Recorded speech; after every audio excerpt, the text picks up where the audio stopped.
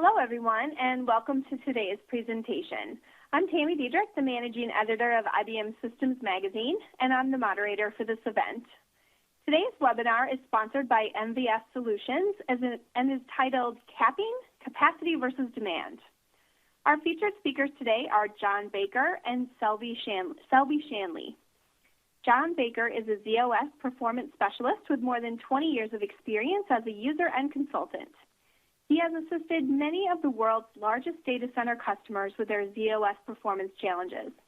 John has held subject area chair positions with CMG and is a popular speaker at CMG, Share, and IBM conferences. Selby Shanley is a principal designer and developer of Throughput Manager Automation Edition and is an MVS Solutions resident subject matter expert. Selby is steeped in mainframe technology and is well known globally as a ZOS, JES2, and WLM expert. In this webinar, John and Selby will discuss the challenges ZOS customers are facing with today's environment of capacity constraints. And they'll share a novel approach to automatically control demand of low priority work and ensure peak performance of critical applications, all demonstrated with real-world enterprise data and experiences. Following the presentation, we'll have a Q&A period, so please feel free to enter your questions in the question panel on your screen anytime during the presentation. Now, without further ado, thanks again for joining us today. And John, I'll turn the presentation over to you. Thank you, Tammy. Thank you, everyone, for attending today. We have a very focused agenda, so let's just get right to it. The theme of our session today is automation and how that automation is delivered with Throughput Manager Automation Edition, or TMAE. We will discuss capping capacity in the traditional sense as it's done today. Then we'll talk about capping demand, an innovative technique we've developed with TMAE to directly reduce monthly software costs while maintaining performance for your key applications. Finally, we'll talk about automating workload management, a necessary step to enable capping demand. Capacity management and workload management are key techniques that have been in the data center for years. Our position is that these functions need to be automated. While anything can be accomplished with an army of people, machines, and money, automation is the most effective and efficient technique to run a data center today. You'll see these charts again later in our presentation. The chart in the top left illustrates how automated capacity management can lower software costs. The chart in the bottom right shows how automated workload management can improve performance by managing utilization and balancing workloads.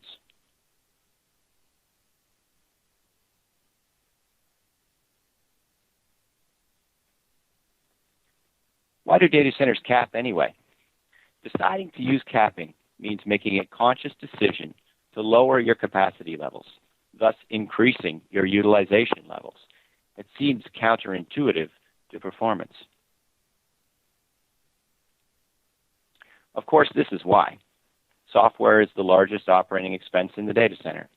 While subcapacity pricing allows billing based on peak consumption, running without caps means a spike in the rolling 4-hour average can lead to unacceptably high software bills. Caps provide the ability to control this cost, but at a price to performance. Caps are also referred to as capacity limits. As I mentioned, their primary purpose is to control monthly software charges by limiting the rolling 4-hour average. Hard caps limit application CPU consumption to the capped level at all times. This means the rolling 4-hour average can never exceed the cap limit. Soft caps only limit application consumption when the rolling 4-hour average exceeds the cap level. This is what a hard cap looks like. Neither the application demand nor the rolling 4-hour average is ever allowed to exceed the set limit. It's just like having a smaller machine. This ensures very consistent software bills, but can be rather unforgiving to application performance. This is what soft caps look like. The application demand is freely allowed to exceed the cap limit because the rolling 4-hour average, as shown with the red line, does not exceed the limit. As you can see, this option provides much more flexibility to application performance.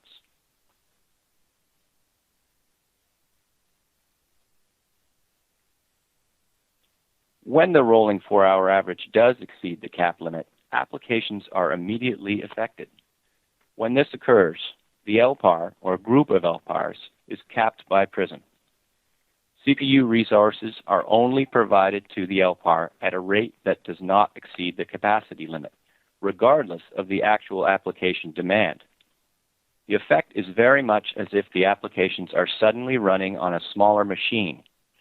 Further, the capping will remain in place until the rolling 4-hour average is back below the capacity limit. In this case, the effect remained for 3 hours.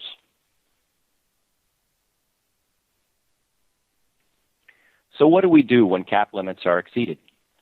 Our traditional manual methods are to monitor and react to changes as best we can. We cancel jobs, adjust priorities, and do our best to help our applications continue to perform in a more constrained environment. It requires a lot of expert staff and still can't be performed at machine speed.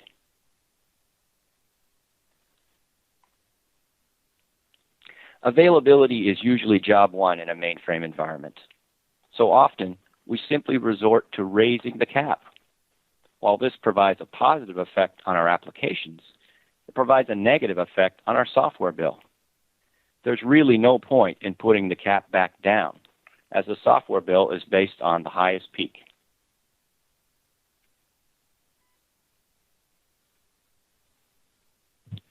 Recalling our description of hitting the wall, when the rolling 4-hour average hits the capacity limit, the entire LPAR is capped, potentially affecting all applications on the LPAR.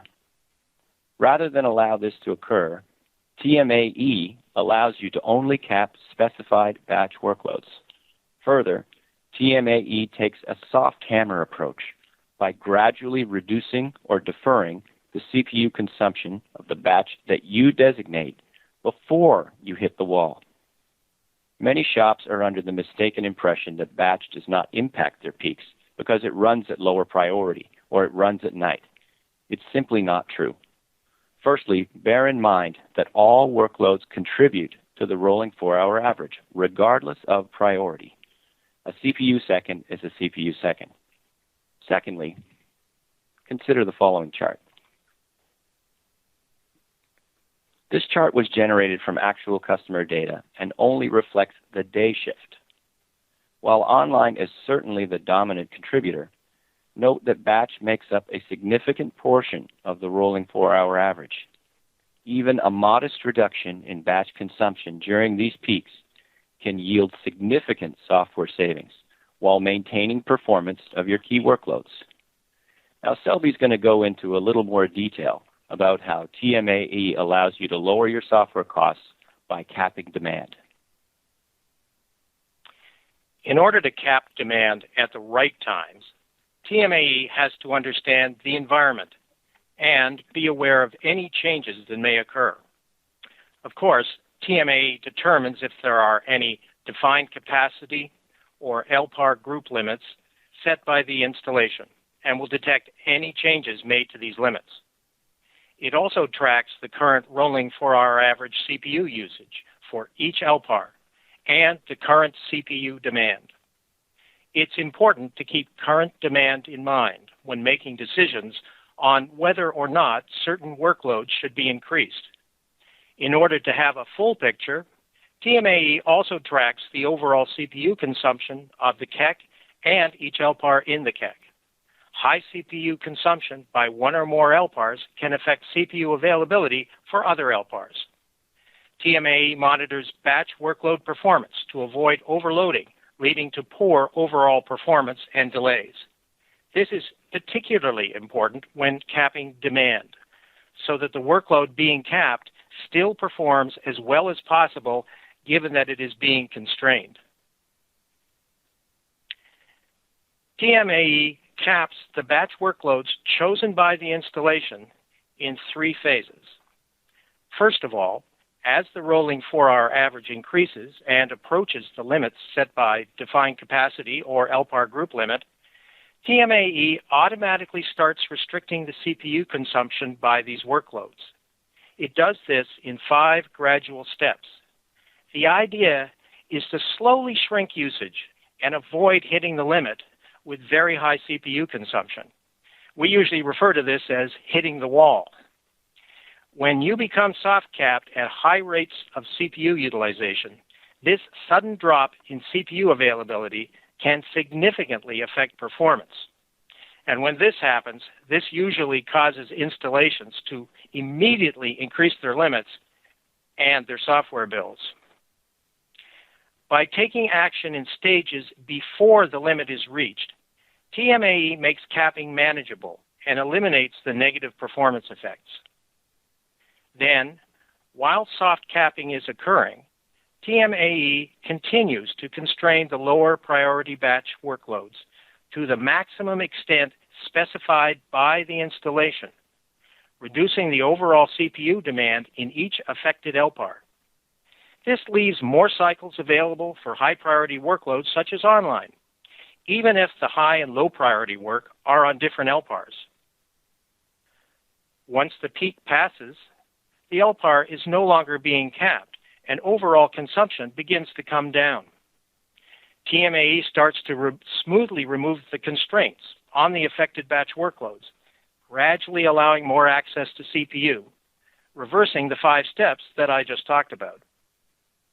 The goal is to automatically get as much of the deferred workload running as quickly as possible, as long as the rolling 4-hour average is not increased, a difficult task without automation. Gradually, TMAE starts to run the deferred jobs.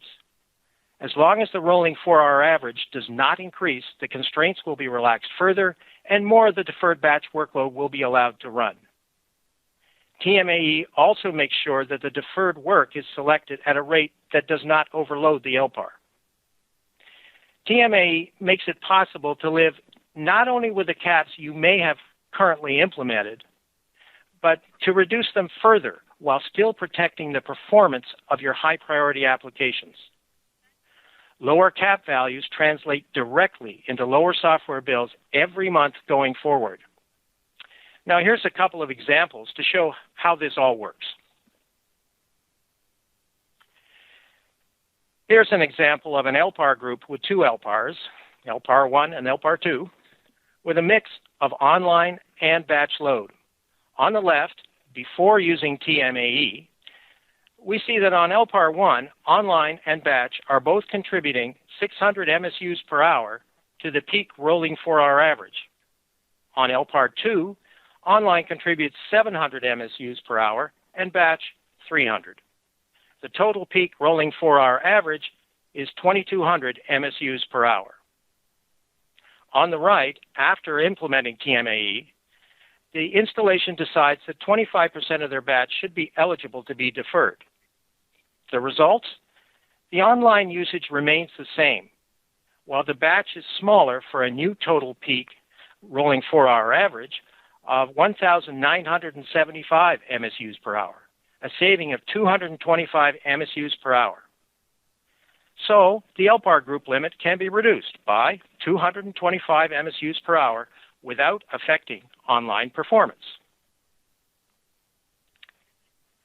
In this second example, we have a different configuration, an LPAR group with 2 LPARs, 3 and 4, one of which, LPAR 3, has mostly online, and a small amount of high-priority batch that must run on that LPAR, and another, LPAR 4, that runs entirely batch load. On the left, before TMAE, the peak rolling 4-hour average for this LPAR group was 1,850 MSUs per hour. Now, this installation wants to reduce their peak monthly rolling 4-hour average, but they have also reached a point where their online applications are going to need more CPU to handle an expected increase in transaction volume due to the introduction of a new application. These are usually conflicting goals. However, After implementing TMAE, the installation identifies 300 MSUs of batch workload on LPAR 4 that can be deferred during peak times. They decide to reduce their LPAR group limit by 200 MSUs per hour and let the online work on LPAR 3 consume an additional 100 MSUs per hour. Note that the batch on LPAR 3 is all high priority, so they left it alone. Their online applications got the capacity boost they needed, and they still reduced their peak monthly rolling 4-hour average. Here's a graph created from actual data from a large TMAE installation. On it, you can see the rolling 4-hour average, the CPU utilization, and the horizontal line is the limit. In this case, the installation is using LPAR group limits. Notice how the rolling 4-hour average line gradually flattens until it just barely hits the LPAR group limit. This is TMAE in action, reducing the demand and the growth in the rolling 4-hour average so that the effects of capping are minimized. This customer was able to reduce their limits and realize 7-figure annual savings. So let's look at some typical savings. This chart shows the expected savings for 3 different installations. For each of these, the contribution of all batch workloads to the overall peak rolling 4-hour average was determined, and then assuming that 25% of that is lower priority and deferrable, the potential savings were calculated. For this, we used a rate of $300 per MSU per hour, which is typical for a large installation with the usual IBM software set. Smaller installations will not save quite as many MSUs, but in some cases their incremental rate is very much higher, so the savings can still be substantial. Some installations' current annual savings exceed the $1.3 million shown on the chart. Now, John is going to talk to you about what we need to make this happen. It's clear that capping demand is the key to lower software costs while protecting key applications. To enable the capping demand of our applications, we first need to take control of our applications with automation. Changes in system utilization and workload demand happen at machine speeds. We need to anticipate and react at machine speeds as well. This means dynamically tracking and managing utilization and automatically balancing workloads across the available resources. Here we have an overutilized highway. The design doesn't prevent more cars from coming on the road, even as the average speed of all the cars approaches 0. The result is many cars on the road, but no one getting to their destination within the expected time.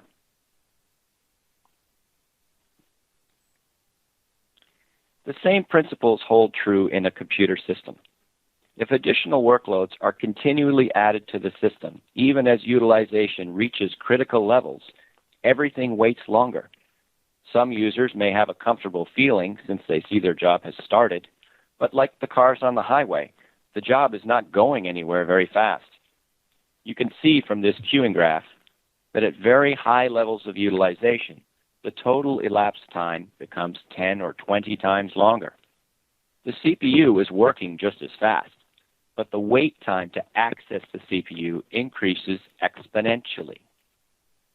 As utilization approaches 100%, the wait time increases to intolerable levels, just like gridlock on the highway. The key to peak throughput is to constantly manage the workload distribution against the rapidly changing utilization to maintain just the right amount of load. Selby's going to explain how TMAE accomplishes this automatically.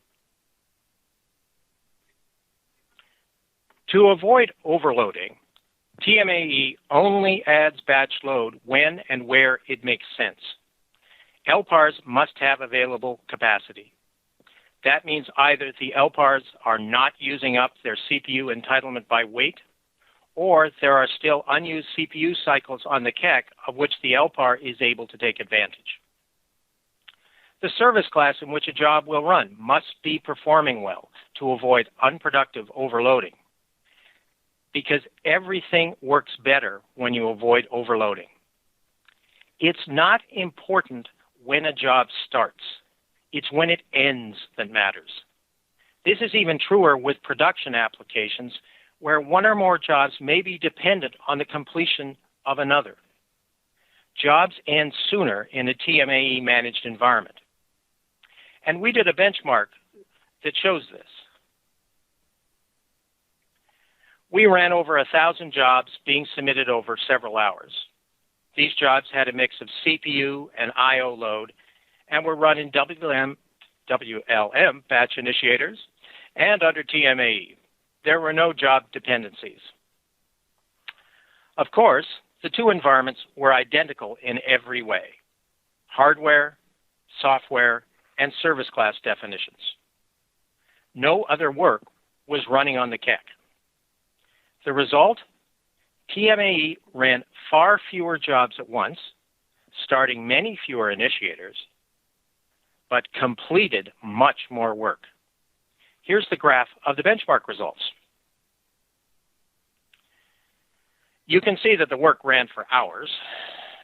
WLM started 300 initiators, while TMAE automatically started only 25 initiators. As you can see from the graph, after over 8 hours, TMAE had completed 200 more jobs. The only reason it didn't get higher is that we stopped submitting work. And these results would be even more dramatic with workloads that make use of job dependencies. Many installations use manually controlled just two initiators. In that environment, you will often find that the machine either is overloaded or underutilized, since it's just not possible to be as effective manually as automation that is constantly monitoring the environment and making instant decisions. Sometimes less is more. By avoiding overloading, TMAE gets more batch jobs done faster. And systems are much more prone to overloading when capped, which is why automation is so important when managing demand in a soft-capped environment. Balance is also important, and John's got a good example. I think it's safe to say this load is imbalanced. As we mentioned previously, the other key factors in effective automated workload management is balance.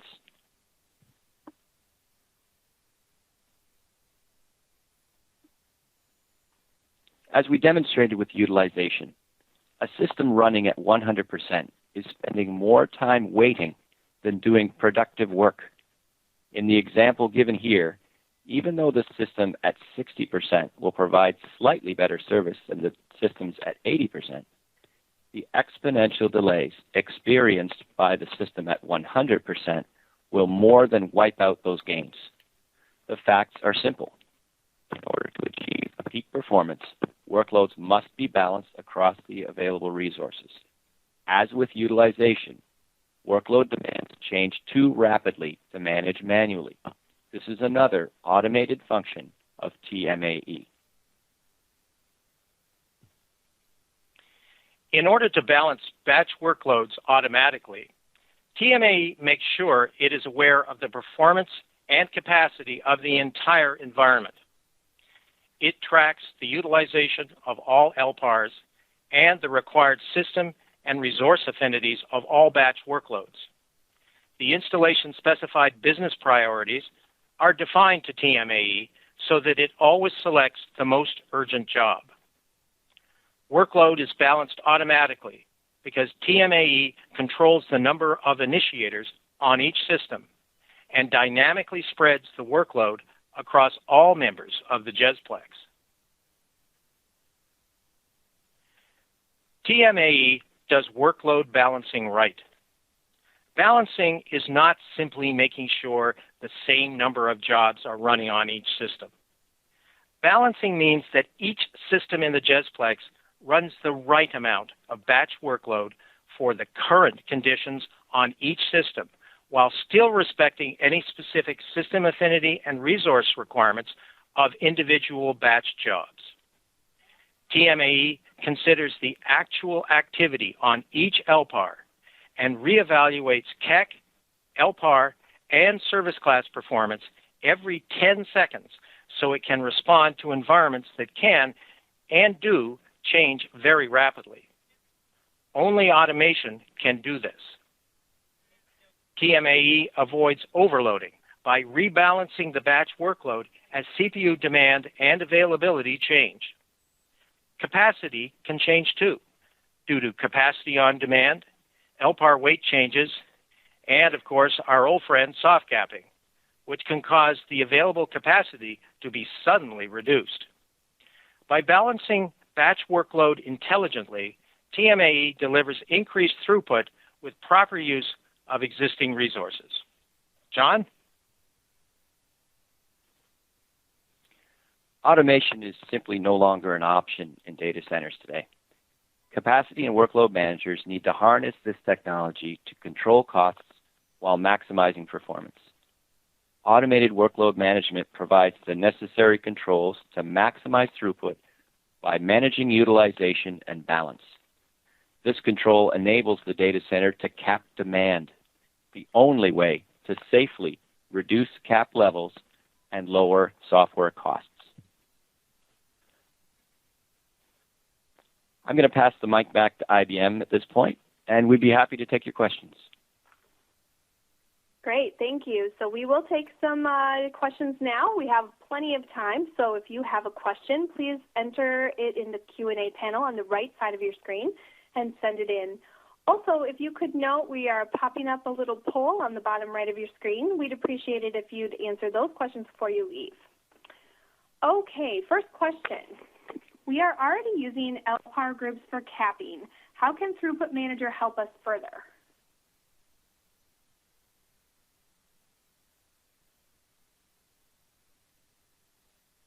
I appear to be muted. Apologies. Selby, do you want to take that one? Yeah, we can. We help by because we actually cap demand.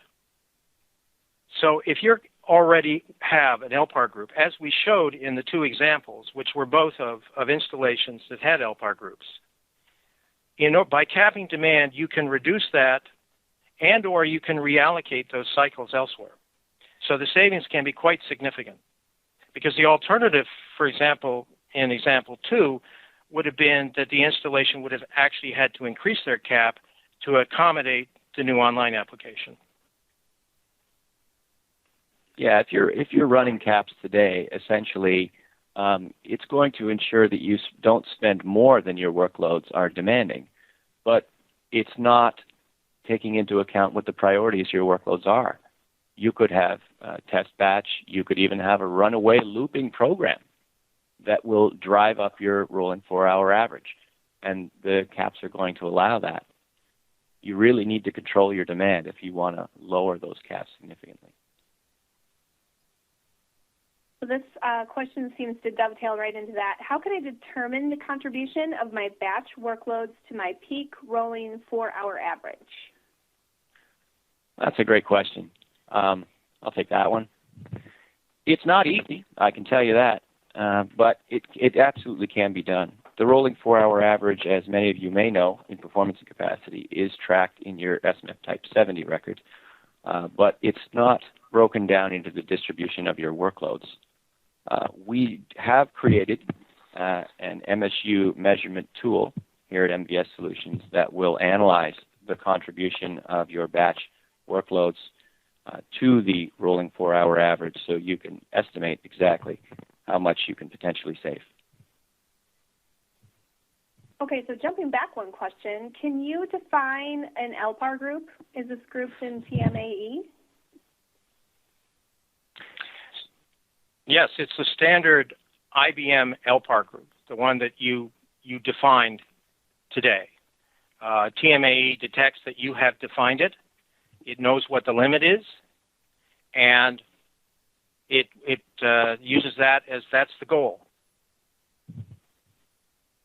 yeah, essentially whatever limit you've set on one or more LPARs, TMAE would be aware of that and will manage against that limit.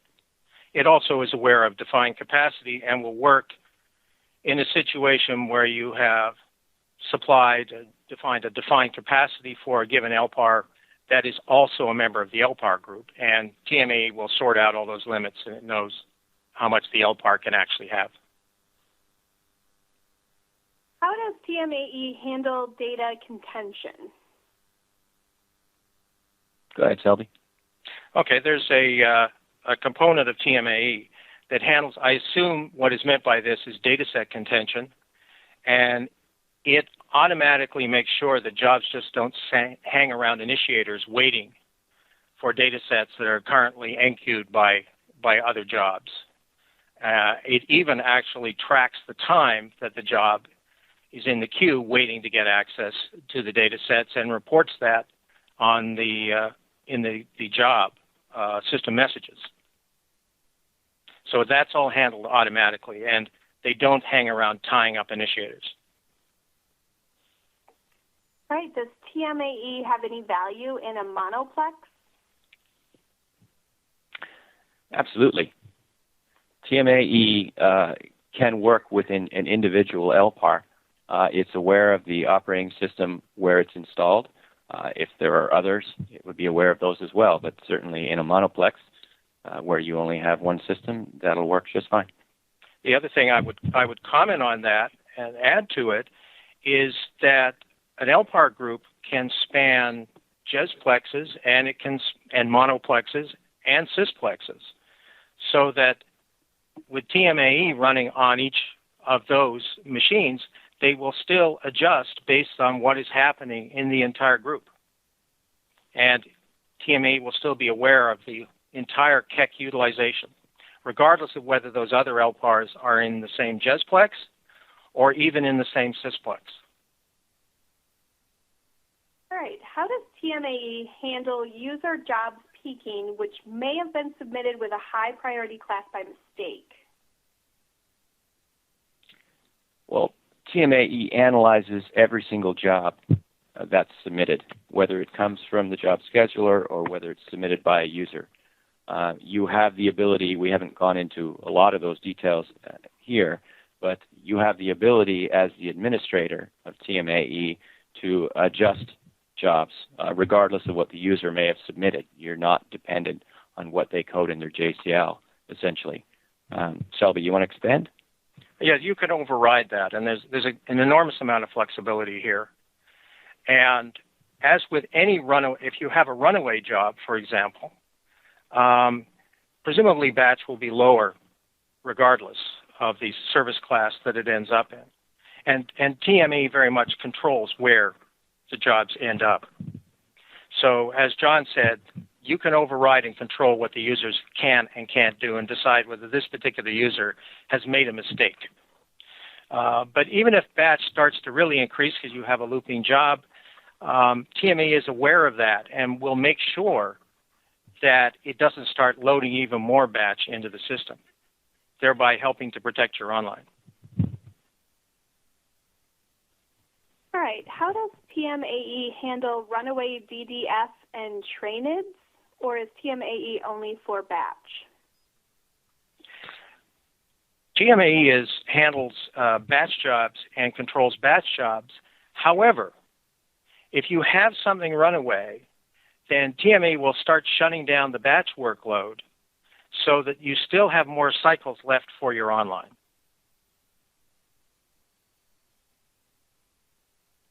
All right. Isn't the rolling 4-hour average in type 70s the hardware and not the software average? Well, go ahead, Selby. Or you want me to? It's what's used for the software billing, and they're usually referred to as software SUs. The millions of service unit average, the rolling 4-hour average that's for each LPAR in the SMF Type 70 records, is indeed what is done. Now, that being said, we're completely insensitive to the SMF records. TMAE determines the rolling 4-hour average on its own. because it needs it far more often than an RMF interval.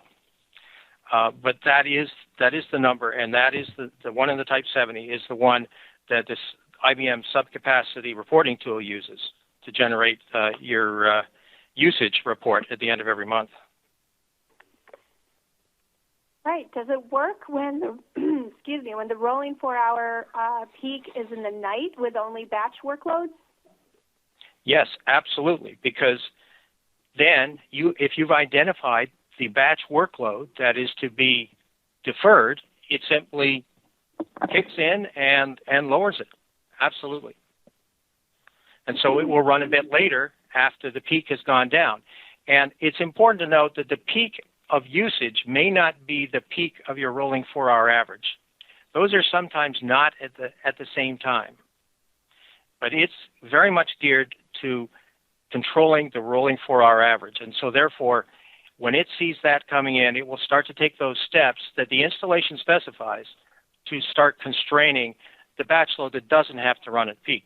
Because yes, some installations, their peak rolling 4-hour average is in the middle of the night. All right. Billing happens on a machine level, but capping happens at an LPAR level. If there's a spike in some other LPAR, will it affect the 4-hour rolling average? If you have an LPAR group, that's how it can tell. If those are in the same LPAR group, then you see that the group as a whole has spiked. And that's where you get things like the second example we had, where you can start reducing the load on one LPAR in order to benefit another. Yeah, as Toby said, essentially your bill is based on the machine total from each LPARs, but because TMAE is aware of the workload and utilization and MSU consumption on all of the LPARs on the machine, and as you mentioned, that also can span sysplex boundaries. There's no problem there. Exactly in the example that was shown, we can reduce the workload on a given LPAR to provide resources to another LPAR. All right, great. Another question here. If most of our software license agreements are based on MIPS with no sub-capacity pricing, would capping still save us money? Well, we would highly recommend all shops to take a close look at the subcapacity pricing option. It really does allow you to pay for what you're consuming as opposed to paying for the entire capacity of the machine. But certainly all of the TMAE functions that we've described in terms of improving throughput and workload balance and managing utilizations, those will still work. And as Selby mentioned, while we're certainly aware of any cap level that may or may not be set, if you choose to run without those, Throughput Manager is still going to improve your throughput. There's one other thing, too, that if you, for some reason, absolutely, you are using subcapacity pricing, but you just don't want to have a cap of any kind, you can specify a limit to Throughput Manager AE that it will then work to in place of any defined capacity for an individual LPAR. All right. Do you have some sort of tool we can run that will show the change TMAE will have within an environment, like, for example, the potential cost savings? Yeah, absolutely. As I touched on earlier, what we call the MSU Analysis Tool, we can analyze your SMF data, and it's the same data that is sent to IBM to calculate your monthly bill. We can analyze that data. It will identify a number of the peak rolling 4-hour averages within the month, so not just the individual peak, but actually the top 25 or 50 peaks, and the batch contribution to that. So you can very easily estimate the actual potential savings by running TMAE, just by running that tool. Okay, if multiple service classes are missing their goals, does TMAE consider the service class importance or velocity goals in its prioritization of what gets started so that higher priority work gets started ahead of lower priority work? Yes, it does. It looks to see, it's primarily concerned, by the way, of when it looks at the goals of how is it doing. And it wants to make sure, not only from the goals, but other information about the service class performance, that the service class is not becoming overloaded. Because the last thing you need, as I think John's picture of the highway shows, is to add more load to a service class that is not getting CPU. And Throughput Manager AE is very aware of how much CPU is available to every service class and manages accordingly and makes the selection decisions accordingly. In general, what seems to happen in machines is that the high priority service classes, by their nature, always have CPU available to them, or almost always. And so jobs will tend to be selected and start in those classes. The lower ones, when things get congested in the system, AE will back off if it sees that those service classes simply aren't getting the service they need, just to avoid the overload, which just slows everything down. All right. I'm assuming a rogue CICX or KIX transaction could potentially throttle all my batch regardless of their importance. How does TMAE deal with that? I think it would be unlikely for that to happen because of multiple engines, because of multiple processes. When something goes rogue, it's usually, and it's looping, it's usually only taking one processor. So there's still CPU left.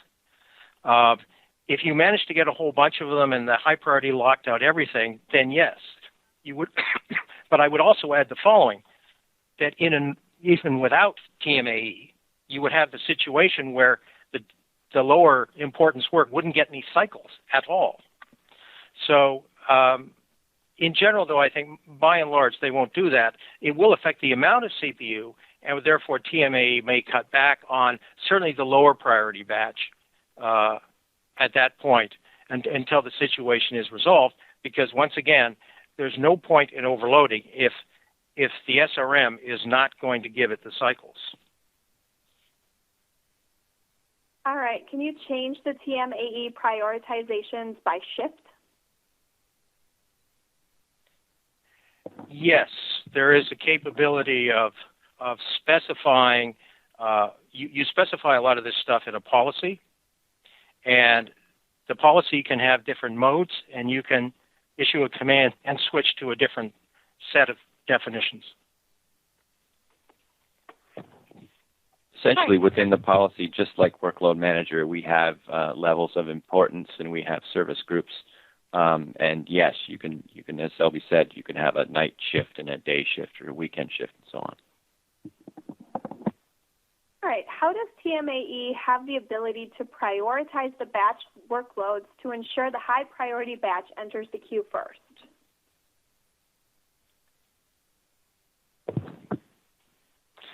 The installation defines, you usually start off with the job classes you have now, but they can use a lot more than that. But simplistically, we'll start with the job classes, and they can say which ones are more important. They give us an importance.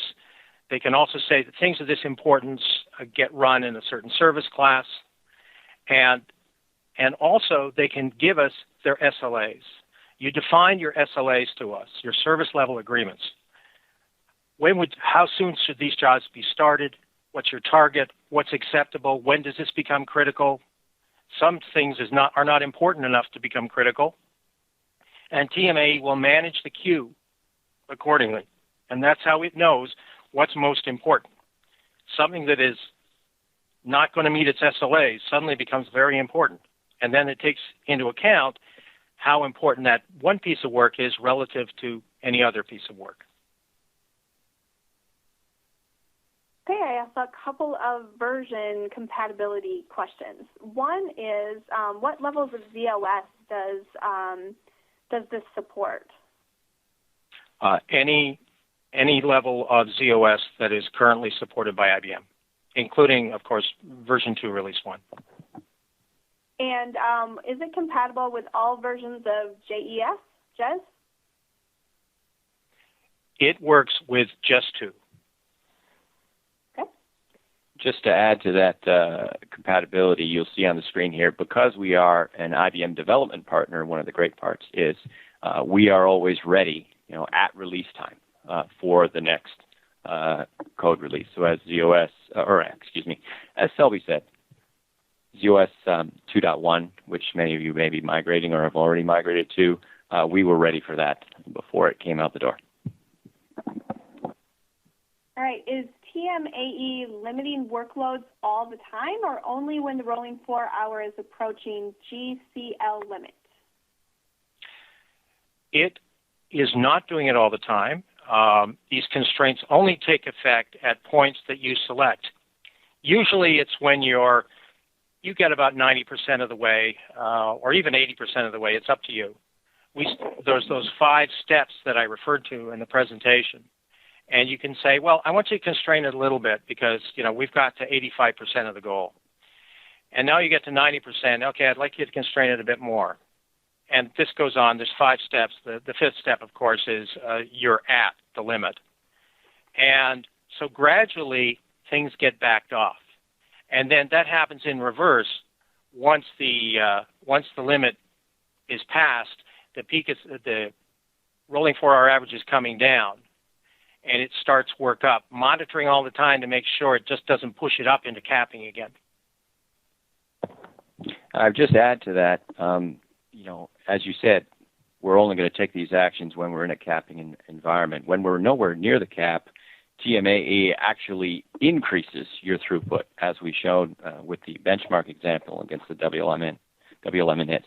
The idea is actually to move work through the system faster than it is today without TMAE, and then only implement these controls as you have designed in the policy as you approach the group limits.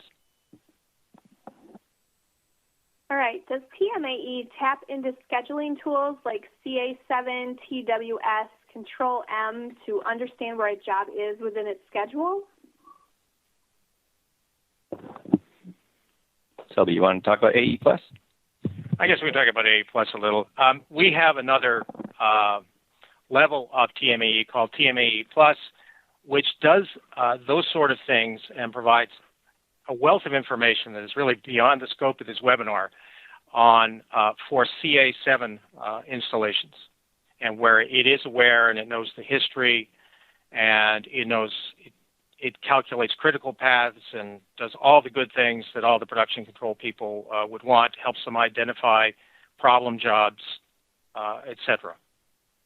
However, I must say that the TMAE that we've talked about today can handle jobs from any job scheduler, or you don't have to have a job scheduler. All right, great. Well, thank you so much, John and Selby, for sharing your expertise with us today, and thank you everyone who is attending for sending in such great questions, and so many of them. We appreciate it. So just to note that we will be sending out a link later this week to a early next week, to a recording of today's presentation to everyone who's on the call, as well as to anyone who registered for the event, but for whatever reason couldn't make it. So that concludes our webinar. I want to thank everyone for attending, and have a great day.